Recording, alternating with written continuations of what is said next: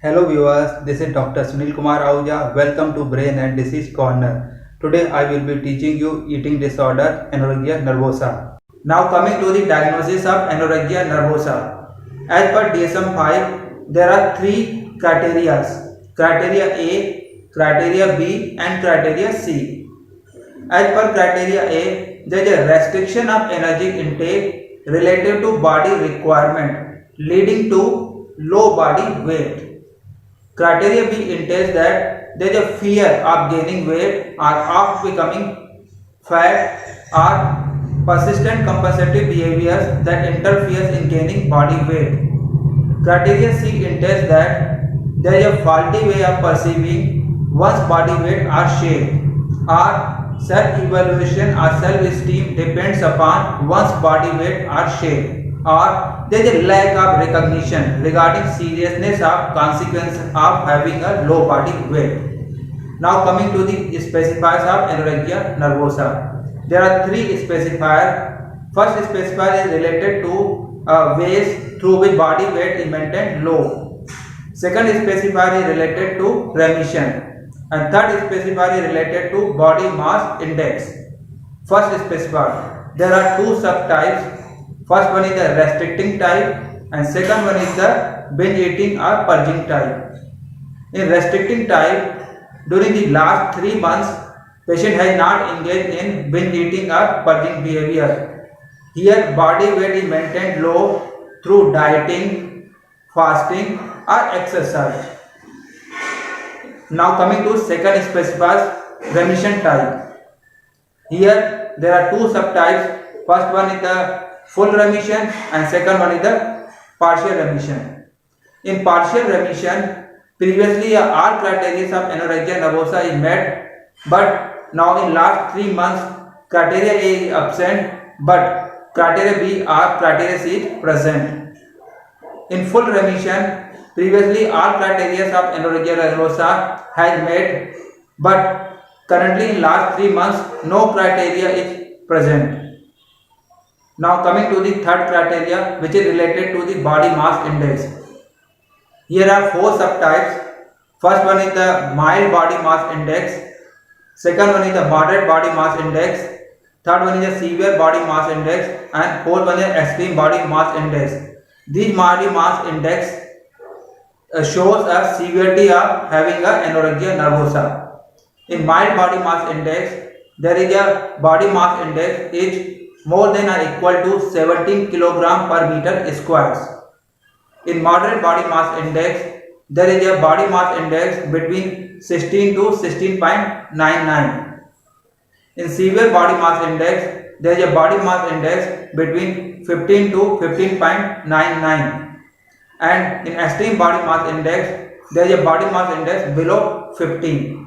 Now coming to the clinical features. Patients of Anorexia Nervosa are usually brought by their family members when the patient has markedly lost his or her weight. Usually these patients does not come on his or her own. When they come, they visit for somatic or physiological problems like amenorrhea. Usually these patients does not have insight into medical problems. They don't know medical problems are secondary to their low caloric intake, low body weight or purging behaviors. Usually these patients remain in a persistent deficit caloric state, which leads to the low body weight. In children and adolescents, the main problem is not weight loss, but the main problem is failure to gain body weight. Their weight does not match developmental trajectories. That is, they are growing in the height, but they are not growing in a weight as per expectation according to his or her age and sex. Some patients also have the history of purging behaviors with or without binge eating. Usually these patients maintain their low caloric intake by fasting, dieting or doing some exercises like cycling, walking or jogging or running. These patients do not intake food in front of the family members or in public places.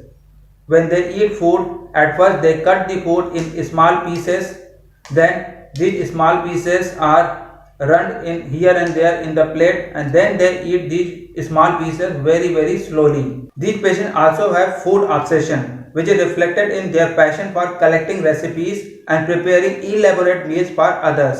Some patients also carry candies in their pockets or purses. Anorexia nervosa patient has a low body weight. As per the WHO and Center for Disease Control and Prevention, their body mass index is less than 18.5 kg per meter square.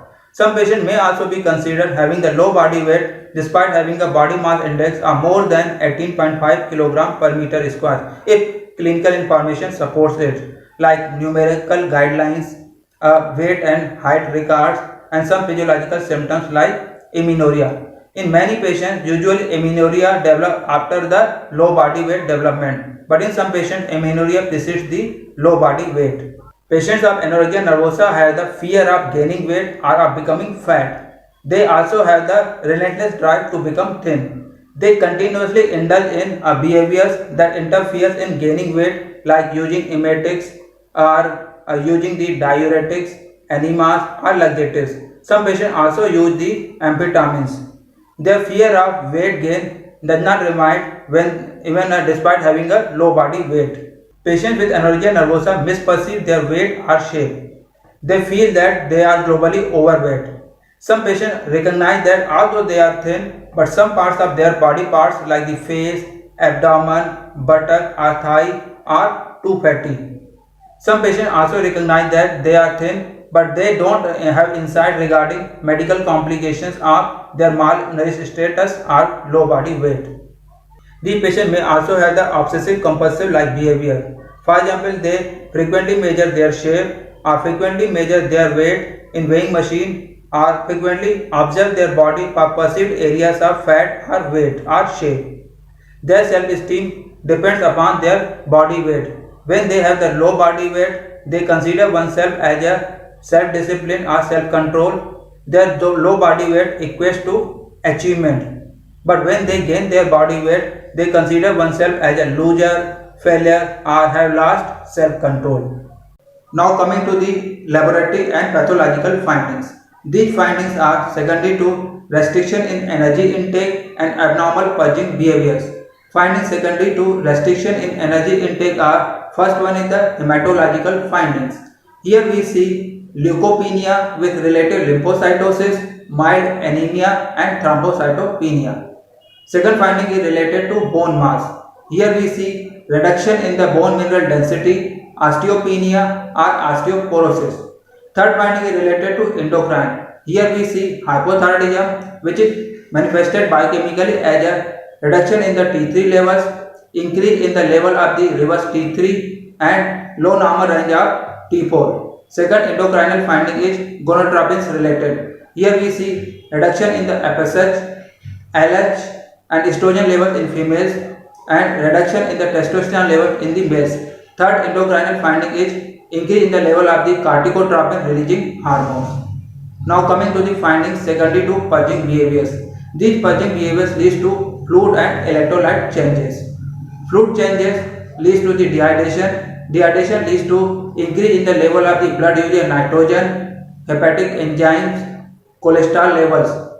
Recurrent vomiting leads to the increase in the level of amylase. Fluid changes also leads to hypophosphatemia, hypoglycemia, hypomagnesemia, reduction in the level of the chlorides.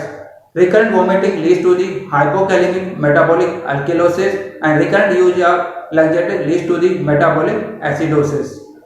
These fluid and electrolyte changes also affect the heart, brain and other various organs.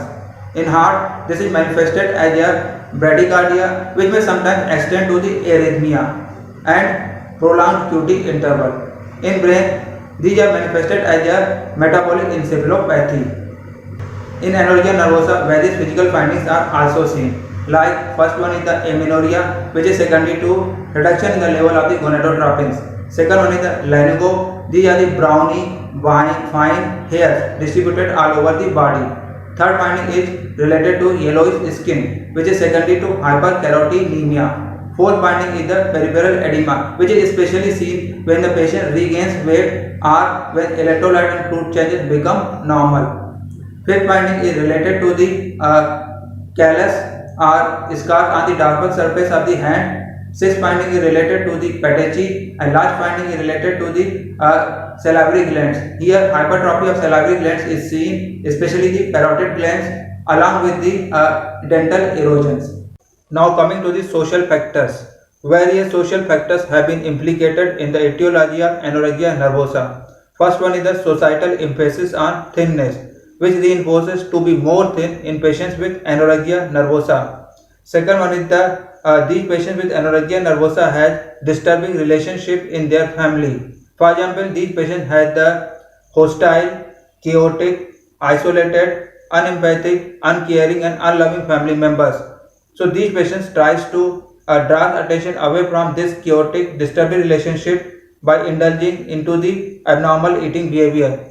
Third one is the various vocational and non-vocational interests like the ballet school activities, sports and athletic activities has pressure up to be more thin and remain in shape. So these patients try to release this pressure by indulging oneself into the abnormal eating behavior like not taking a food.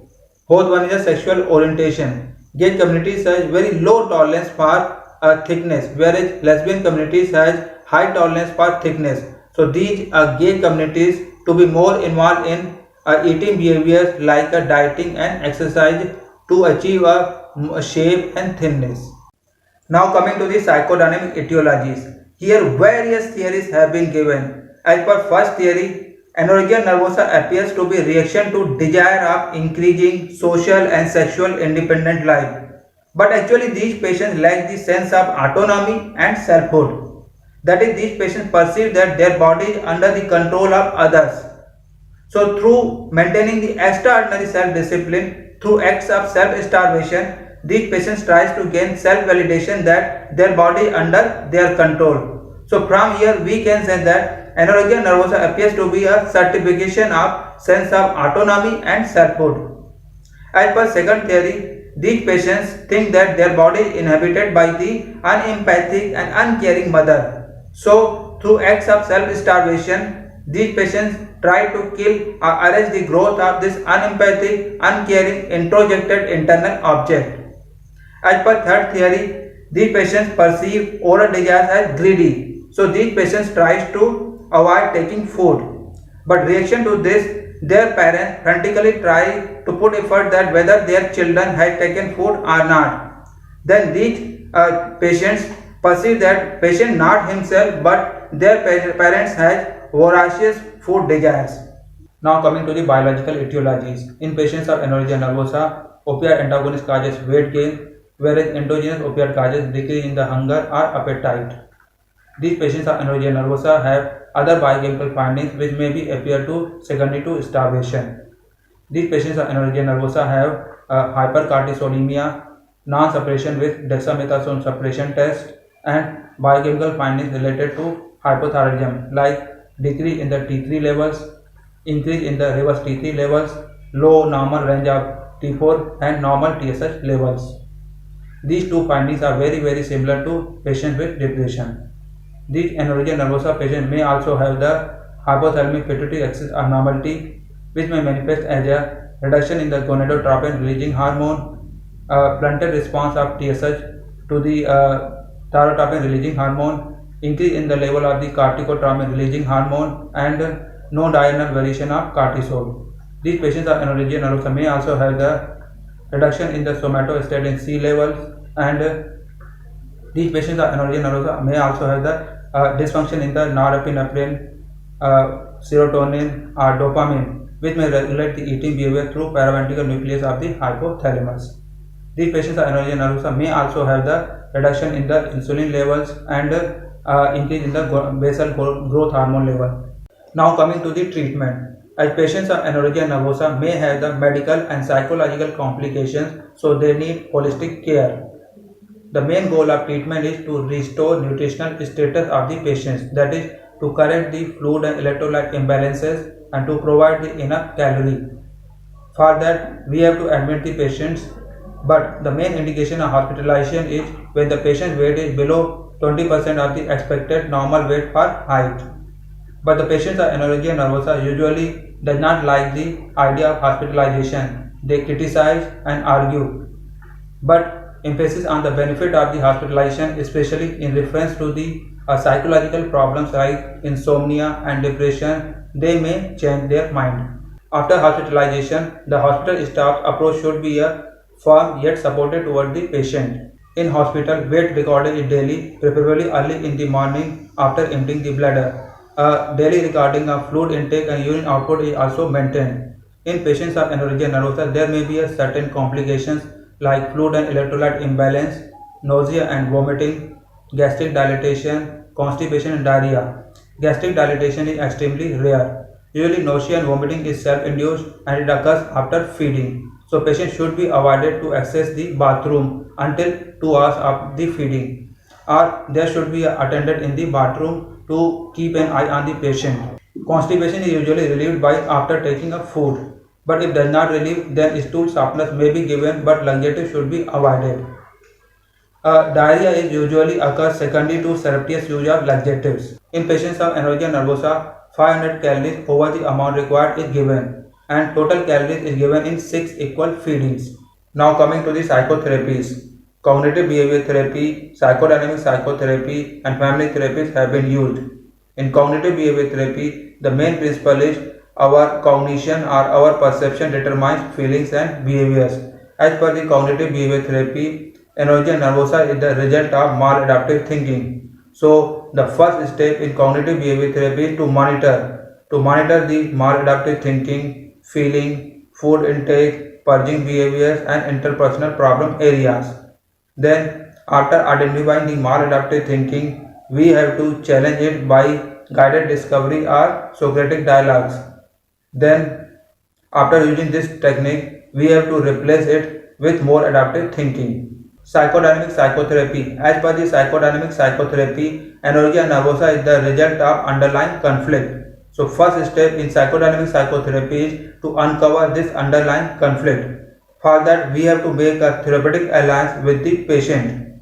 In therapeutic alliance, we have to listen the patient's thinking and feeling from the patient's point of view and non-judgmentally, and do not use psychological interpretation at least in this earlier phase. That is, do not say the patient that your current behavior is due to this or that. In this way, we may also communicate the patient that their autonomy is respected. Otherwise, patient may think that their thinking and feelings are invalidated.